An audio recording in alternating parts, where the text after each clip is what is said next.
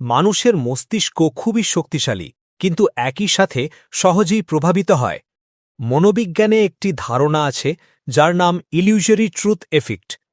এই প্রভাব অনুযায়ী কোনো কথা যদি বারবার শোনা হয়, তাহলে মস্তিষ্ক ধীরে ধীরে সেটিকে সত্য বলে বিশ্বাস করতে শুরু করে, এমনকি সেটি ভুল হলেও। এই কারণেই গুজব, মিথ্যা খবর বা ফেক নিউজ খুব দ্রুত বিশ্বাসযোগ্য হয়ে ওঠে। মস্তিষ্ক নতুন তথ্য যাচাই করার বদলে পরিচিত তথ্যকে বেশি বিশ্বাস করে। যা পরিচিত লাগে সেটাই আমাদের কাছে নিরাপদ ও সত্য মনে হয়।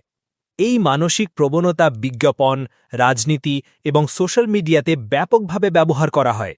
উদাহরণস্বরূপ, যদি কেউ বারবার শুনে আমি ব্যর্থ, তাহলে একসময় সে সত্যিই নিজেকে ব্যর্থ ভাবতে শুরু করে। আবার পজিটিভ কথা বারবার বললে আত্মবিশ্বাসও বাড়ে। এই ফ্যাক্ট আমাদের শেখায় আমরা কি শুনছি এবং নিজেকে কি বলছি সেটাই আমাদের চিন্তা ও আচরণ গড়ে তোলে। তাই সচেতন থাকুন, কারণ আপনার মস্তিষ্ক আপনি যেটা বারবার বলেন সেটাকেই সত্য বানায়।